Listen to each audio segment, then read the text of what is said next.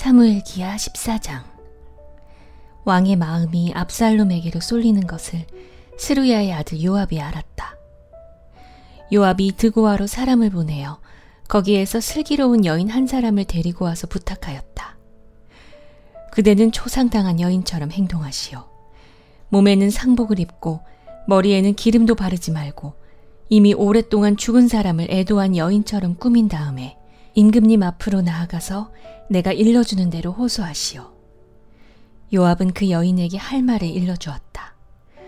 드고아에서 온 그 여인은 왕에게로 나아가서 얼굴이 땅이 닿도록 엎드려서 절을 한 뒤에 임금님, 저를 살려주십시오 하고 애원하였다. 왕이 여인에게 무슨 일이냐 하고 물으니 그 여인이 이렇게 하소연하였다. 저는 남편이 죽어서 가련한 과부가 되었습니다. 이 여종에게는 두 아들이 있는데 들에서 서로 싸우다가 말리는 사람이 없으므로 아들 하나가 다른 아들을 죽였습니다. 그런데 이제는 온 집안이 들고 일어나서 이 종에게 형제를 때려 죽인 그 아들을 내놓으라고 합니다. 죽은 형제의 원소를 갚고 살인자를 죽여서 상속자마저 없애버리겠다고 합니다. 그들은 저에게 남아있는 불씨마저도 꺼버려서 제 남편이 이 땅에 이름도 자손도 남기지 못하게 하려고 합니다.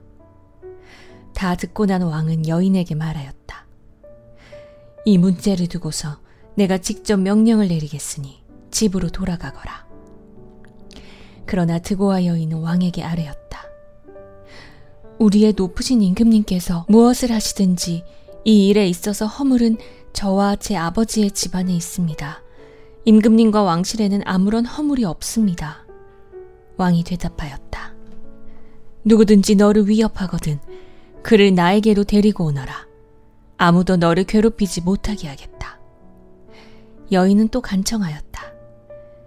그러면 임금님께서 섬기시는 주 하나님께 간구하셔서 저의 죽은 아들의 원수를 갚으려고 하는 집안 사람들이 살아있는 저의 아들까지 죽이는 크나큰 범죄를 저지르지 못하게 막아주시기 바랍니다. 왕이 대답하였다. 주님께서 확실히 살아계심을 두고 맹세하지만 너의 아들의 머리카락 하나도 땅에 떨어지지 않게 하겠다. 그 여인이 또 간청하였다. 이 종이 높으신 임금님께 한 말씀만 더 드리도록 허락하여 주시기 바랍니다. 왕이 그렇게 하라고 하니 그 여인이 이렇게 말하였다. 어찌하여 임금님께서는 하나님의 백성에게 그처럼 그릇된 일을 하셨습니까? 임금님께서는 임금님의 친아들인 왕자님이 이 나라로 돌아오는 것을 허락하지 않으셨습니다. 이러한 처사는 지금까지 이 종에게 말씀하신 것과는 다릅니다. 임금님께서는 그렇게 말씀만 하시고 왕자님을 부르지 않으셨으니 이것은 잘못된 일이라고 생각합니다. 우리는 다 죽습니다. 땅에 쏟으면 다시 담을 수 없는 물과 같습니다. 그러나 하나님은 생명을 빼앗지 않으시고 방책을 베푸셔서 비록 내어 쫓긴 자라 하더라도 어떻게 해서든지 하나님께 버림받은 자가 되지 않게 하십니다. 높으신 임금님, 제가 지금 임금님을 찾아뵙고서 이런 말씀을 드리게 된 까닭은 제가 친척들의 위협을 받으면서 이 문제를 임금님께 아뢰면 임금님께서 제가 간구하는 바를 들어주실 것이라는 확신이 섰기 때문입니다. 저의 집안 사람들이 저와 저의 아들을 죽이려고 하고 하나님이 주신 이 땅에서 끊어버리려고 하지만은 임금님께서 저의 사정을 들어서 아시면 구원하여 주실 것이라고 생각하였습니다. 이 종은 또 높으신 임금님께서는 말씀으로 저를 안심시켜 주실 것이라고 믿었습니다. 임금님은 바로 하나님의 천사와 같은 분이시니까 저의 호소를 들으시고 선악을 가려내실 것이라고도 생각하였습니다. 임금님이 섬기시는 주 하나님께서 늘 임금님과 함께 계시기를 바랍니다. 마침내 왕이 그 여인에게 물었다. 너는 내가 묻는 말을 내 앞에서 조금도 숨기지 말고 대답하여라. 그 여인이 대답하였다. 높으신 임금님의 분부대로 하겠습니다. 왕이 물었다. 너에게 이 모든 일을 시킨 사람은 바로 요압이렸다. 여인이 대답하였다. 높으신 임금님, 임금님께서 확실히 살아계심을 두고 맹세하지만 높으신 임금님께서 무슨 말씀을 하시면 오른쪽으로든 왼쪽으로든 피할 길이 없습니다. 저에게 이런 일을 시킨 사람은 임금님의 신하 요압입니다. 그가 이 모든 말을 이 종의 입에 담아주었습니다. 왕자님의 일을 잘되게 하여 보려고 임금님의 신하 요압이 이런 일을 꾸민 것은 사실입니다. 그러나 임금님께서는 하나님의 천사처럼 슬기로우심으로 일어난 모든 일을 다 아실 줄 압니다. 그러자 왕이 직접 요압에게 명령을 내렸다. 보시오, 내가 장군의 뜻대로 하기로 결심하였으니 가서 그 어린아이 압살롬을 데려오시오. 요압이 얼굴을 땅에 대고 절을 하면서 말하였다. 하나님께서 임금님께 복을 베푸시길 빕니다. 높으신 임금님이 이 종의 간청을 이렇게 들어주시니 이 종이 임금님의 총애를 입은 줄을 오늘에야 알았습니다. 그리고는 요압이 일어나 그슬로 가서 압살롬을 데리고 예루살렘으로 왔다. 그러나 왕의 지시는 단호하였다.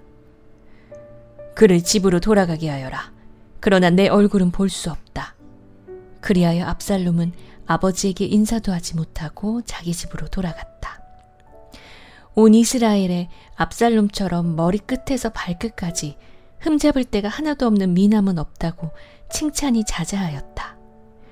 그는 머리숱이 많아 무거워지면 해마다 연말에 한 번씩 머리를 깎았는데 머리를 깎고 나서 그 머리카락을 달아보면 왕궁 저울로 200세겔이나 되었다.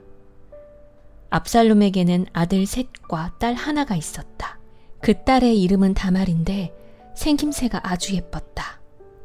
압살롬은 예루살렘으로 돌아와서 2해를 지냈는데도 왕의 얼굴을 한 번도 뵙지 못하였다. 압살롬이 요압을 왕에게 보내보려고 요압에게 사람을 보냈으나 요압은 압살롬을 방문하지 않았다. 2번째로 다시 사람을 보냈으니 그는 여전히 오지 않았다. 그러자 압살롬이 자기의 종들을 불러다가 지시하였다. 내 밭 곁에 요압의 밭이 있다. 그가 거기에 보리 농사를 지어놓았으니 너희는 가서 그 밭에다가 불을 질러라. 그래서 압살롬의 종들이 그 밭에 불을 질렀다. 그러자 요압이 압살롬의 집으로 찾아가서 따졌다. 어찌하여 종들을 시켜 나의 밭에다가 불을 질렀습니까? 압살롬이 요압에게 대답하였다. 이것 보시오. 나는 이미 장군에게 사람을 보내어서 좀 와달라고 부탁을 하였소. 장군을 임금님께 보내어서 나를 왜 그 술에서 돌아오게 하였는지 여쭈어 보고 싶었소. 여기에서 이렇게 살 바에야 차라리 그곳에 그대로 있는 것이 더욱 좋을 뻔하였소. 이제 나는 임금님의 얼굴을 뵙고 싶소. 나에게 아직도 무슨 죄가 남아있으면 차라리 죽여달라고 하더라고 말씀을 드려주시오. 그래서 요압이 왕에게 나아가서 이 일을 상세히 아뢰니 왕이 압살롬을 불렀다. 압살롬이 왕에게 나아가서 왕 앞에서 얼굴이 땅에 닿도록 절을 하자 왕이 압살롬에게 입을 맞추었다.